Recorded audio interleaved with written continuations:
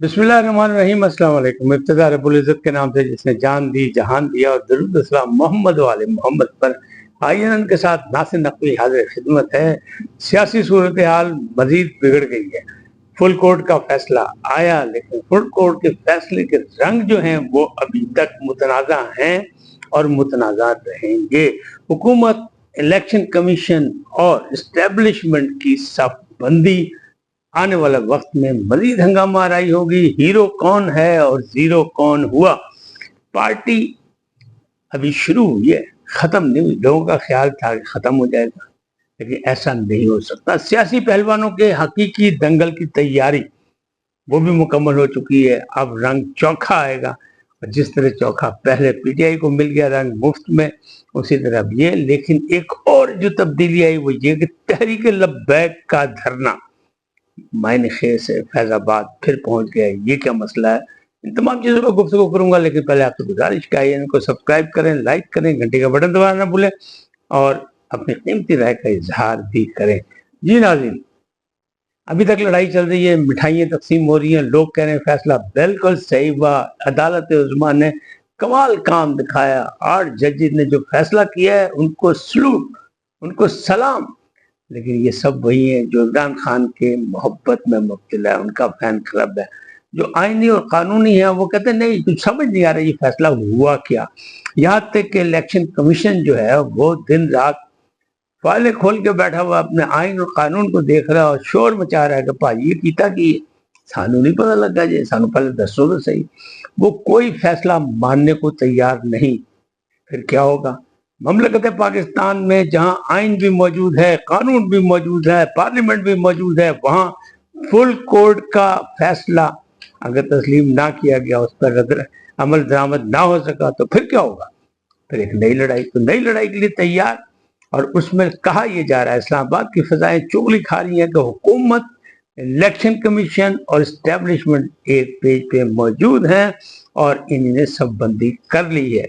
बल्कि ये भी कहा जा रहा है कि पीर से जो नया हफ्ता शुरू होगा उसमें जो पार्लियामेंट का इजलास होगा वो बड़ा हंगामा खेज होगा और उसमें भी मुख्तलिफ करारदातें पास होंगी, जिसमें से ये पता लग जाएगा कि अब मुस्तकबिल में कैसे कौन किस तरह लड़ाई लड़ेगा। पार्टी यानी फुल कोर्ट के फैसले के बाद ऐसा लग रहा था कि खत्म हो जाएगी। फौजें वापस, जो शिकस्त याफ्ता होंगे वो शिकस्त तस्लीम कर लेंगे, जो फतह याब होंगे वो हो जाएंगे। लेकिन फैसला ऐसा आया कि अली जफर, सेनेटर अली जफर, जो कानूनदान भी हैं और पीटीआई के मतलब वकील भी हैं, वो कहते हैं मुझे तो खुद समझ नहीं आई। हम मुकदमा लड़ने गए थे किसका, सुन्नी इत्तेहाद कौंसिल का, लेकिन फायदा किसको हुआ, जीता किसका मुकदमा हमने, अलमारूफ पीटीआई का, मकबूल तरीन जमात का। तो वो कह रहे हैं, मतलब इनडायरेक्ट कह रहे हैं, जिसका मतलब यही है कि इतना दिया सरकार ने मुझको जितनी मेरी औकात नहीं थी। यानी पीटीआई वाले खुद परेशान है कि ये मुआवजा कैसे हुआ, ये रहमत कैसे हुई, ये ठंडी हवाएं कैसे मिल गई। फिर उनको दूसरा रिलीफ मिला, शिद्दत कम हो गई, वहां से भी उनको रिलीफ मिल गया। तो खुश बहुत हैं, लेकिन अंदर से डरे हुए। यानी ऊपर से चेहरे दमक रहे हैं, अंदर से दिल घबराया हुआ है, क्योंकि मामला जो है वो कुछ और लग रहे हैं कि आने वाले वक्त में कुछ और होगा। तो पाजी गड़बड़ कितने हो गई, कैसे हो गई, क्यों हो गई, ये कोई नहीं बता रहा। लेकिन जरा सा बैकग्राउंड देखे तो जब से पाकिस्तान बना है 47 से लेके अब तक हर इलेक्शन पे फटा हुआ, हर इलेक्शन में धांधली का शोर मचा, चाहे किसी की हो, कोई पार्टी जीती कोई हारी, लेकिन मामला रहे, चाहे वो पीपल्स पार्टी हो, चाहे वो मुस्लिम लीग नून हो, चाहे वो तहरीक इंसाफ हो। हर इलेक्शन में ना सिर्फ फटा पड़ा, बल्कि एक दूसरे को गद्दार गद्दार कहा गया और आइन और कानून से खिलवाड़ किया गया। जब 73 का आइन नहीं बना था उससे पहले भी ड्रामेबाजी हुई, आमरीत ने आगे कब्जा रखा। जब 73 का आइन बन गया तो उसके बाद भी हुआ, उसके बाद भी लड़ाई हुई। और फिर कबल वक्त इलेक्शन कराए जुल्फ़िकार अली भुट्टो ने, लेकिन उसको भी तस्लीम नहीं किया गया। तहरीक के जरिए उसको भी गिरा लिया गया, फिर उसको फांसी दी गई, वो भी मुतनाज़ा हो गई। उसके बाद फिर जितने फैसले हुए, यानी अब कह रहे हैं कहने वाले कि अगर पनामा से अकामा निकाल कर नवाज शरीफ को मतलब सजा दी जा सकती है, तो फिर क्या हुआ। तहरीके इंसाफ को अगर फायदा मिल गया सुन्नी इत्तेहाद कौंसिल में, तो किड़ी क़यामत आ गई भाई। कुछ भी हो सकता है। ये जो कुछ भी हो सकता है उसका मतलब ये होता है कि आइन और कानून की पासदारी नहीं। آئین اور قانون کی جو برتری ہونی چاہیے وہ نہیں، تو پھر جب آئین اور قانون میں پابند نہیں تو آواز آ رہی ہے حد ادب۔ الیکشن کمیشن نے جو بغاوت کی ہے اس فیصلے سے، تو ان کا حد ادب اپنے اپنے حدود میں رہو، یعنی وہ مننے تیار نہیں۔ کیوں؟ اس میں بہت سی ہیں متنازع چیزیں ہیں۔ کیا متنازع؟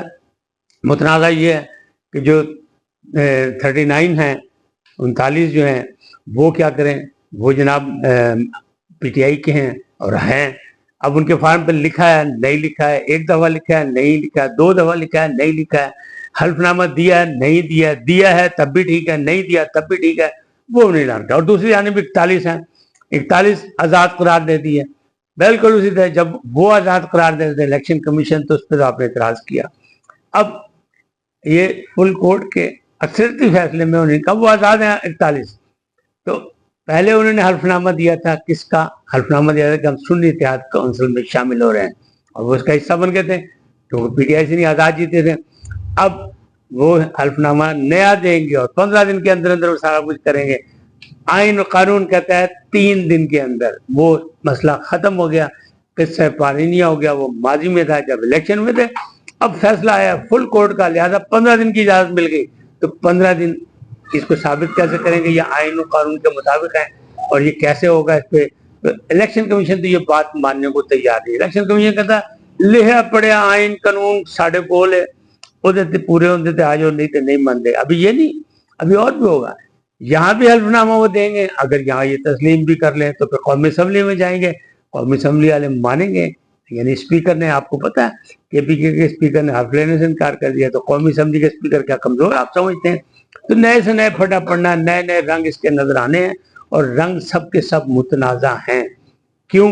کہ استحکام پاکستان کے لیے کہیں سے بھی کوئی راستہ نکلتا نظر نہیں آ رہا۔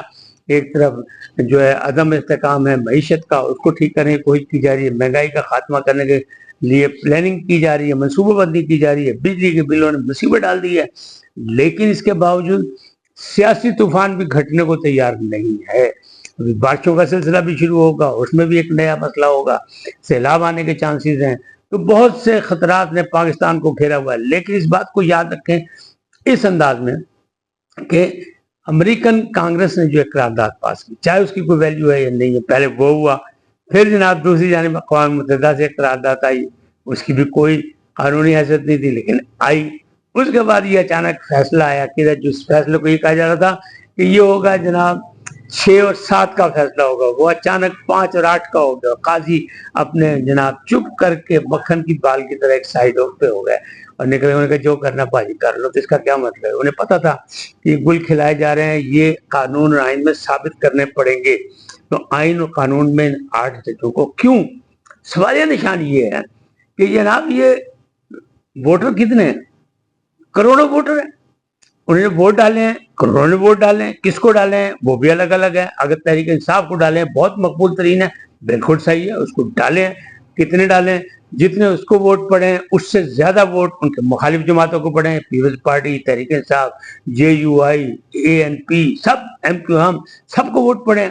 بلوچستان میں مطلب جو باپ پارٹی اس کو بھی پڑے ہیں، سب کو پڑے ہیں، پیر پگاڑا کی جماعت کو بھی پڑے ہیں، سب کو پڑے ہیں، تو پھر وہ ووٹ تو زیادہ ہیں۔ تو ان تمام ووٹوں کو یکسر، نتیجہ تو ابھی پہلے متنازع تھا، 45 اور 47 کی لڑائی چل رہی تھی اور ٹریبونل 6 ماہ گزر گئے، ابھی تک ٹریبونل نہیں ہوئے، ٹریبونل میں پورے کیسز نہیں گئے جن پر اعتراضات ہیں۔